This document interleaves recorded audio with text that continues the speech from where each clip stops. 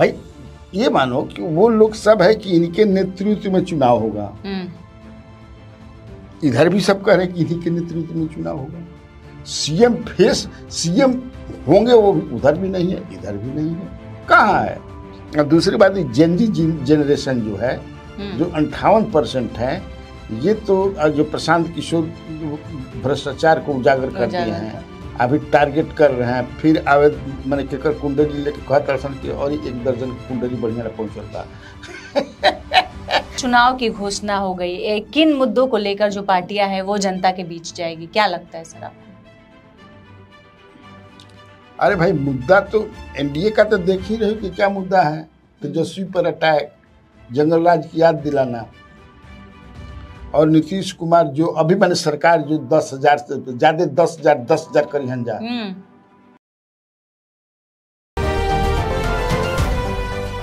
नमस्कार, बिहार की बात कन्हैया भेलारी के साथ प्रोग्राम में आप सभी दर्शकों का बहुत बहुत स्वागत है।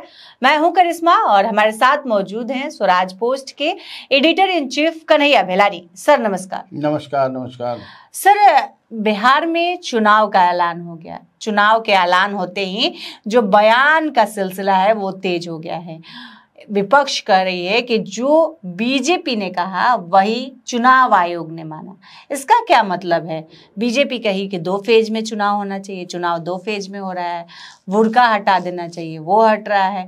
मतलब बहुत जो भी बीजेपी ने मांग की वो सारी मांगों को चुनाव आयोग ने मान लिया गया। इस तरह के सवाल उठ रहे हैं, आखिर ऐसा क्यों? देखो, इसका मूल कारण ये है कि जो ज्ञानेश कुमार ने परसों पटना में थे, प्रेस कॉन्फ्रेंस किया, लेकिन बहुत सवालों का जवाब उन्होंने नहीं दिया। तो जब जवाब नहीं दिया, उस पर ही जो है, जैसे ये पूछा गया कि आप ये बताइए कि कितने विदेशियों को, इसमें रोहिंग्या, घुसपैठिया, वोटर लिस्ट में नाम जुड़ गया था जिसको आपने हटाया तो नहीं दिया। क्योंकि शुरुआती दौर में सूत्रों के, हालांकि खुलकर के नहीं कहा था चुनाव आयोग ने, हम लोग भी बोल रहे थे, छाप रहे थे कि चुनाव आयोग के सूत्रों के अनुसार बिहार में चूंकि बॉर्डरी इलाका है तो बहुत विदेशी जो है, खासतौर से रोहिंग्या हैं, यहाँ बांग्लादेशी हैं, म्यांमार जो भी है, यहाँ वोटर लिस्ट में अपना नाम जुड़वा लिया है।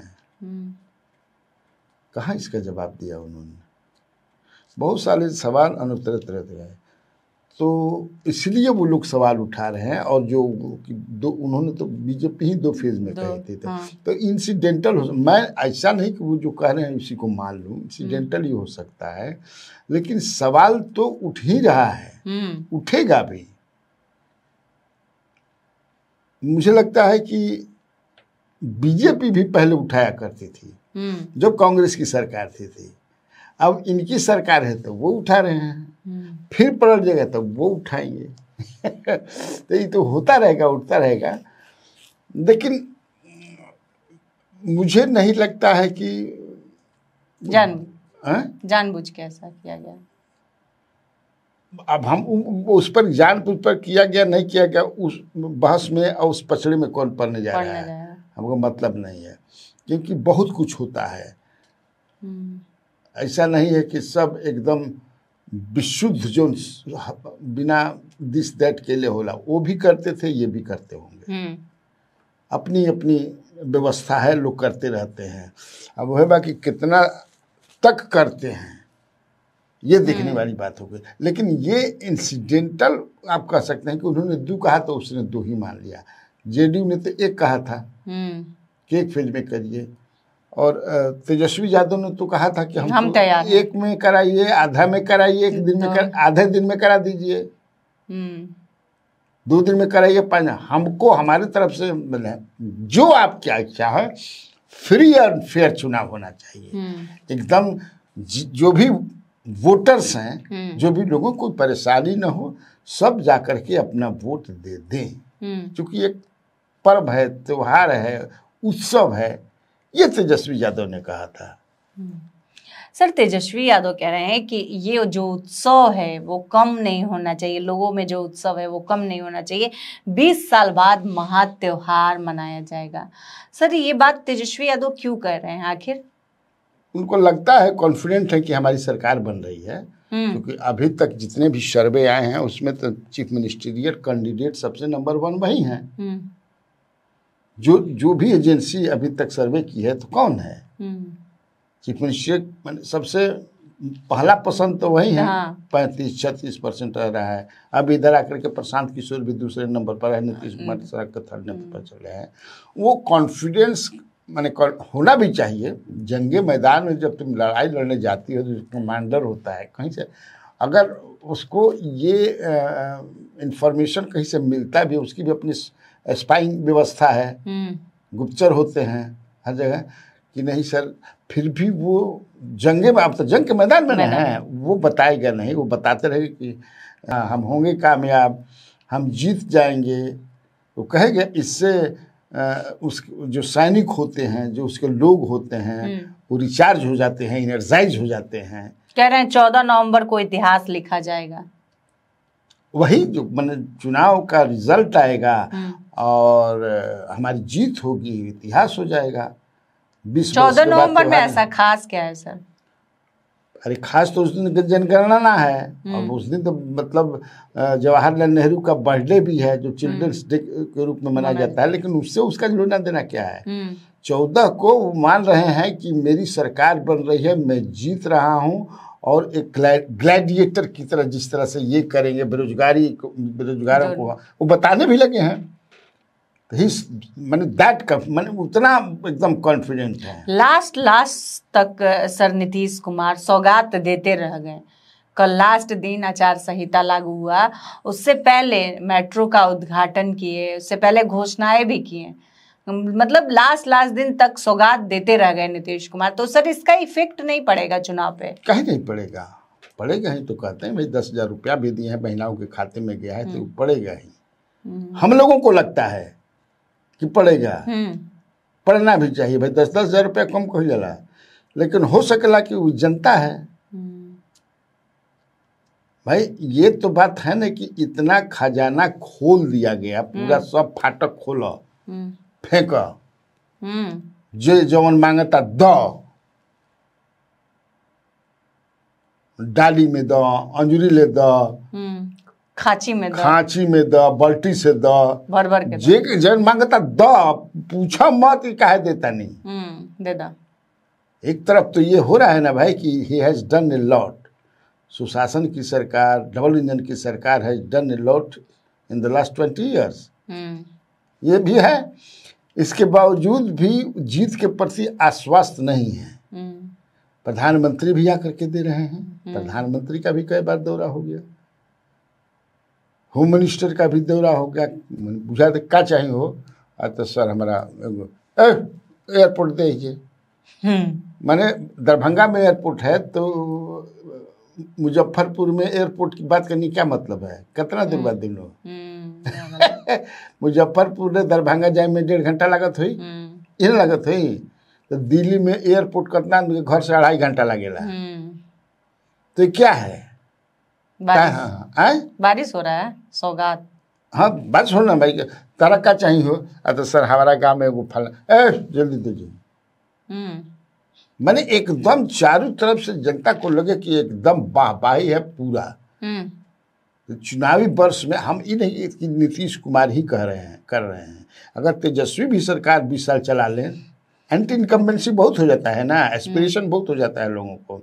और दूसरी बात, जेनजी जनरेशन जो है, जो 58% है, ये तो जो प्रशांत किशोर भ्रष्टाचार को उजागर करते हैं, अभी टारगेट कर रहे हैं। फिर आवे मैंने केकर कुंडली लेके कहा दर्शन की, और 1 दर्जन की कुंडली बढ़िया पहुंचल बा। तो चुनावी वर्ष में समझ कुंडली फिर खोले लग जाए कि बाप करता जाए, समझ ना। प्रशांत किशोर कह रहे हैं कि त्रिकोणीय मुकाबला होगा। जो लोग पिछले चुनाव में उन दोनों को वोट नहीं किए थे वो हमको करेंगे। कह रहे हैं कि इस बार मुकाबला त्रिकोणीय होगा। सर आपको क्या लगता है? नहीं वो रहेंगे प्रशांत किशोर मुकाबला में? क्या मुकाबला में रहेंगे प्रशांत किशोर? कहीं नहीं मुकाबला में रहेंगे। जिस तरह से बता रहे हैं कि इनको 37% मिला था, उसको 37 मिला है। 37 दूनी कितना हो गई? 35 दूनी 70, 74 हो गई। तो बाकी जो है 26% केकरा के हमारा के दिहन, एहू में दिहन। मैंने तीसरा कोण जो है अपने को बना रहे हैं, अभी कह के बना रहे हैं। तो चुनाव के मैदान में जब हो जाए तब ना जी, हो जाए तब ना। लेकिन फोर्स तो बन ही गए हैं, लोगों के बीच बातचीत में वही रहे हैं, बढ़िया से आ रहे हैं, मजबूती के साथ आ रहे हैं। अब ये कोई अपना कह रहा है कि नहीं, जो 95 में आनंद मोहन भी इसी तरह से, इस तरह से नहीं था आनंद मोहन का। कोई आनंद मोहन के पास ये विजन नहीं था कि हम बिहार को कैसे, लालू प्रसाद को हराना है। और चूंकि वो राजपूत के नेता के रूप में स्टैब्लिश हो गए थे, तो वो एक भीड़ थी। वो ये दूसरा है इनका, ये विजन के साथ आए हैं, एक मुद्दा के साथ आए हैं, पलायन जो मुद्दा है। बात समझ रहे हो ना? वो कुछ आनंद मोहन के साथ नहीं था, वो हण भोंग पार्टी गुना होला, जैसे शुरुआत राजद और भोंग, हाँ सब राजपूत के लिए हो के बनाई थे ना कि 150 सीट पर हमारा मतलब के कितना पलड़ रहन, एगो सीट मिल रहा है। अपने भी तीनों जगह से हार गिलन आनंद मोहन। या तुमको चिराग पासवान ही विरासत पर थे, 137 सीट पर लड़ गिलन, आई लेगो। वो कोई विजन नहीं दे पा रहे थे। बिहारी फर्स्ट का, बिहारी फर्स्ट है, बिहार फर्स्ट। ये तो हमारे नहीं बुझात कि बिहारी फर्स्ट है, बिहार फर्स्ट। नीतीश को जेल भेजेंगे, भसड़ा में दलहन, भाजपा ही लोजपा, लोजपा ही भाजपा। बाकी तुम्हारा वही का बा, इनके पास विजन है। और जो विजन में एक पलायन वाला जो है, तो पलायन को इन लोगों ने, भाई आज पलायन पर सारी पार्टियां बोल रही हैं जो पलायित बा, जो भागल बा, पलायन पर बा, उन्हें चल गई बा, उनके कंपनी को बुलाई जा, मुद्दा तो बन गया। भ्रष्टाचार मुद्दा को जीवित इन्होंने कर दिया। कुंडली खंगार के 2-4 जना के बाप बाप करत जा, सपना में समझ कि से भगवान ने मनावता कि हे आनंददाता, हे प्रभु आनंददाता, ज्ञान हमको दीजिए। प्रशांत किशोर को सपने में भी न ताने दीजिए। जी बात तो सही बस। इतना तो किया सर उस आदमी ने। और आनंद मोहन जी की लड़ाई जो थी लालू प्रसाद यादव के, इनका व्यवस्था की बात कर रहे हैं। ही हैज टू फाइट, मैंने विथ 3 के, मैंने 2-3 बीजेपी से भी लड़ रहे हैं, जेडीयू से भी लड़ रहे हैं, तेजस्वी यादव से भी लड़ रहे हैं। तो कई फ्रंट पर ना मजबूती के साथ, हिम्मत के साथ, जीवट की तरह लड़ रहे हैं। हम ही नहीं कहते कि सरकार बना हो जाता हूँ। वो मामला में तो आज के भी तिथि में पॉलिटिकली पॉइंट ऑफ व्यू से, वोटर्स के पॉइंट अभी भी तेजस्वी यादव आगे है अकेले। सर सर्वे आ रहा है, सर्वे में तो सीएम फेस तेजस्वी को पसंद कर रहे हैं, लेकिन सीट जो है वो तेजस्वी यादव की कम आ रही है पिछले चुनाव के मुकाबले। इस चुनाव में कांग्रेस की भी सीटें घट रही है, बीजेपी बढ़ रही है, जदयू बढ़ रहा है। एक तो सर्वे में तो दिख रहा था, उसमें 126 सीट महागठबंधन को दिया था, इन लोगों को 121-22 दिया था, 21-22 कर रहे हैं, मैंने 126 उनको और बाकी इनको दिया था। हाँ, ऐसा थोड़े है, अलग अलग तरह का सर्वे आ रहा है।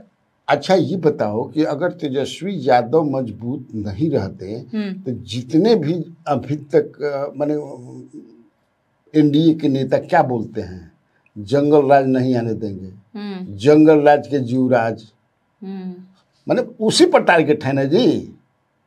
15 साल के जंगल राज है, आखिर पूरा फोकस उसी पर काहे है? लड़ाई में वही है तो किस पर रहेगा सर?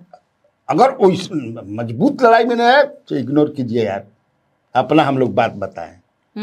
प्रधानमंत्री भी आते हैं तो उन्हीं लोगों का नाम लेते हैं, विपक्ष है तो भाई अगर विपक्ष मैंने ऋण विहीन बा कुछ है का नाम लेवे के बाद झूठो का नहीं, अपन काम बतावा, पॉजिटिव तो पॉलिटिक्स ये ना हुआ कि हम अपना काम बताएंगे, देखो हम हाई कहनी हाई कहनी हाई कहनी हाई कहनी। अभी जिस तरह से ये लोग खोल दिए हैं, सब द्वार खुलल बा,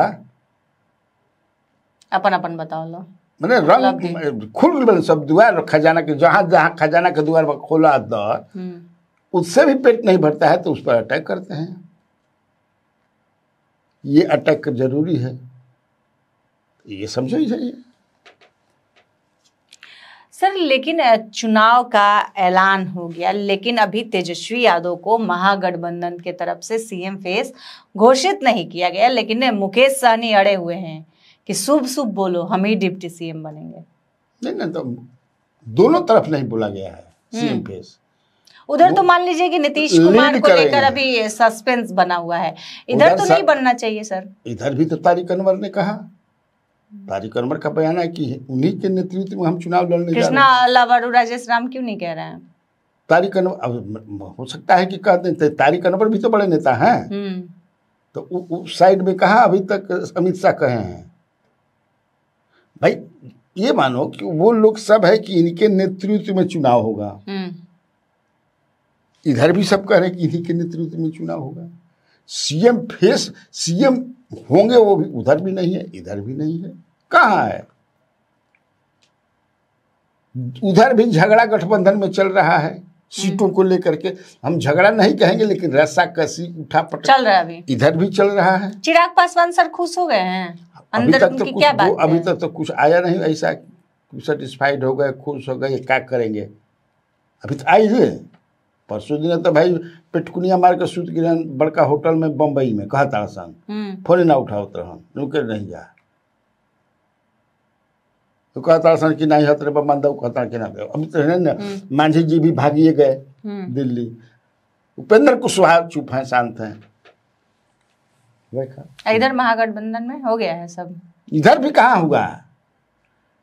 जवन गति तोरी तवन गति मोरी, रामा हो रामा, दोनों वही है। मुकेश सहनी डिप्टी सीएम कह रहे हैं। अब कहा था ना डिप्टी सीएम, वही डिप्टी सीएम बन जाएंगे, कांग्रेस क्या करेगी? हो गए, वो बना दिए, दो डिप्टी सीएम हो जाते हैं। ये कौन बड़का मुद्दा हो गया? अगर वो कह रहे हैं कि बात हो रही है, 1 नंबर 2 नंबर के डिप्टी सीएम होला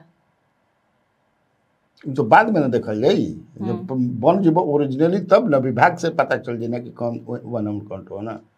घोषणा तो कर ही सकते हैं कि कई जगह घोषणा होता भी है कि हम सीएम होंगे या हमारे 2 डिप्टी सीएम फलना फलना होंगे। संजय जायसवाल कह रहे हैं कि प्रशांत किशोर को जेल भेजवा कर रहेंगे। सर देखा जी कि उनका जेल भेजवा, सबसे बड़ा दलाल है प्रशांत किशोर। तो भाई उन पर अटैक कर रहे हैं तो उनको क्या करेंगे? एक ही आदमी थोड़े दलाल कह रहा है उनको, कई लोग दलाल कह रहे हैं। चिकरा जकरा के घेराबंदी की कुंडली निकल सब तो दलाले कह रहा है। लेकिन दलाल है, इतना सब कुछ है, चोर है, बदमाश है, तो ईडी के ठिका दे जाए। सब कुछ जांच एजेंसी इतना 2 मिनट की चीज है, ठिकावे इनका भी ईडी। सर चुनाव की घोषणा हो गई, किन मुद्दों को लेकर जो पार्टियां हैं वो जनता के बीच जाएगी, क्या लगता है सर आपको? अरे भाई मुद्दा तो एनडीए का तो देख ही रहे हो कि क्या मुद्दा है। तेजस्वी पर अटैक, जंगल राज की याद दिलाना, और नीतीश कुमार जो अभी मैंने सरकार जो 10,000 से ज्यादा 10,000 करी हंजा वृद्धा पेंशन दिए, रसोईया के देनी, हिनका के देनी, हुनका के देनी, और में ज्यादा 10,000 में, चूंकि महिला वोट है उनका। नीतीश कुमार से महिलाएं जो हैं चूंकि काफी दारूबंदी के बाद से ही, तो एक इनका बड़ा मुद्दा होगा वही। और क्या मतलब अभी तक तो चूंकि एंटी इनकम्बेंसी तो है ही, वो भी जानते हैं, तो ये दे दिए तो उस एंटी इनकम्बेंसी के थोड़ा सा तुपा हो जाएगी। अब थोड़ा होता कि ज्यादा होता।